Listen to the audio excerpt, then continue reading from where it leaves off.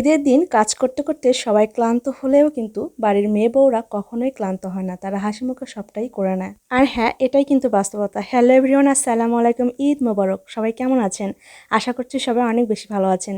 তো ঈদের দিন সকাল থেকে সারাটা দিন কিভাবে কাটলো সেই ব্লগটি নিয়ে হাজির হয়েছে। একটা লাইক দিয়ে পুরো ব্লগের সাথে থাকুন। তো সকাল থেকে ভিডিওটি শুরু করেছিলাম। সকালে ঘুম থেকে ওঠার পর আমি লাচ্চা রান্না করব, এই জন্য দুধটা বের করে নিয়েছিলাম ফ্রিজ থেকে। আগের দিন বিকেলে আমি মোটামুটি দুধটা জাল দিয়ে রেখেছিলাম, কারণ সকালে ঘুম থেকে উঠে ফ্রিজ থেকে দুধ বের করে সেটা আবার ঠিকঠাক করতে দেখা যাচ্ছে লেট হয়ে যাবে। আর আমাদের এখানে ঈদের জামাত ছিল 8:30টার সময়, তো আমি তড়িঘড়ি করে নিয়েছিলাম যে লাচ্চাটা রান্না করার পরে একটু লুচি করব।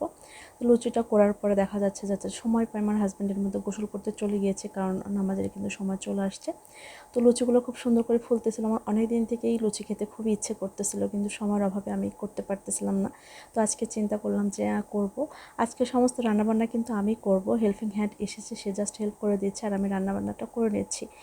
তো এরই মাঝে আমার হাজব্যান্ড ঘুম থেকে উঠেও গিয়েছে, সে গোসল করে এসেছে এবং নামাজে যাবে, এজন্য সে বলতেছে তাড়াতাড়ি করে খেতে দাও। তো ওর জন্য আমি প্লেটে বেড়ে নিলাম, নেওয়ার পর দেখা যাচ্ছে একটু লুচি দিব। তো মুড়ি দেওয়ার কথা বললাম, সে বললো মুড়ি খাবে না, তো লুচিটা দিয়ে তাকে জাস্ট সার্ভ করে দিলাম। এদিকে আমারও খুব ক্ষুধা লেগেছিলো, হেল্পিং হ্যান্ডকে খাবারটা দিয়েই আমি তো সকালের হালকা নাস্তা শেষ করে নিই এবং দুপুরের রান্নার আমরা জোগাড় করতেছিলাম। তো হেল্পিং হ্যান্ডকে বলেছিলাম যে মাংসটা একটু খুব ভালোভাবে কেটে দেন। তো দেখা যাচ্ছে সে ছোটো ছোটো করে কেটে দিচ্ছিলো। ছোটো ছোটো করে কেটে দিলে হয় কি যে খুব ভালোভাবে ঝাল মশলা ঢুকে যায়। আর এখানে আমি চালটা একটু ধুয়ে রাখলাম, ধুয়ে রাখার পরে আমি রান্নাটা তুলে দিয়েছি। তো এখানে রান্না তুলে দেওয়ার পর কিন্তু একটু বিপদ হয়েছে, হঠাৎ করে গ্যাসটা শেষ হয়ে গেছে আজকে ঈদের একটা দিন। তো আমার হঠাৎ করে মনে পড়লো যে রাইস কুকারে তো দেওয়া যেতে পারে। তো রাইস কুকারে দিয়ে আসার পরে দেখি যে আমার রাজপুতটা ঘুমিয়ে গিয়েছিলো, তো তাকে ঘুম থেকে তুলে নিলাম।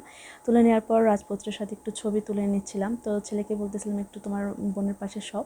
ও কিছুতেই মানে শুবে না, মানে ও কিছুতে ছবি তুলবে না, অনেক তিরিং বিরিং করতেছিলো। তো অনেক কষ্টে কিছু কিছু ছবি নিয়েছি, ভিডিওর খুব একটা নিতে পারিনি, একটু একটু করে নেওয়ার চেষ্টা করেছি। তো এখন কিন্তু দুপুরে পরে বিকেল, তারা ঘুমাচ্ছে, আমার হাজব্যান্ডও কিন্তু পাশে ঘুমাচ্ছে, দেখতে পাচ্ছেন। তো ঘুমন্ত তিনজনকে আমি দেখতেছিলাম আর ভাবতেছিলাম যে সবাই কত আনন্দ করছে, আর আমার ঈদটা আমি তাদেরকে দেখে দেখে কাটিয়ে দিচ্ছি, কিছু করার নেই। তো বিকেলে অবশ্যই একটু বাইক নিয়ে বের হয়েছিলাম, জাস্ট ঘোরাঘুরি করে চলে আসছি, কোথাও নামি নাই। তো ছবি টবি ওভাবে তোলা হয় নাই, তো বাসায় এসে একটু ঢং করে নিচ্ছিলাম মেয়ের সাথে। তো আমার হাজব্যান্ডকে বললাম যেহেতু বাইরে গিয়ে ছবি উঠাতে পারিনি, চলো বাড়ির ভেতরে একটু ছবিটা তুলে নেই, একটু ফ্যামিলি ফটো তুলি আর কি। তো সে রাজি হয়ে গেল। তো এখানে আমরা কিছু কয়েকটা ফ্যামিলি ফটো তুলে নিয়েছিলাম মাশাআল্লাহ, তারপর একটু খাওয়া দাওয়া করেছি। তো সবচেয়ে মজার বিষয় হচ্ছে এবারকার ঈদটা আমাদের জন্য খুবই স্পেশাল ছিল, কারণ আমাদের মেয়ে আমাদের মাঝে উপস্থিত ছিল। তো সবার ঈদ কেমন কাটলো জানাতে কিন্তু মিস করবেন না, কমেন্ট বক্স খোলাই আছে, সুন্দর করে একটা কমেন্ট করে যাবেন।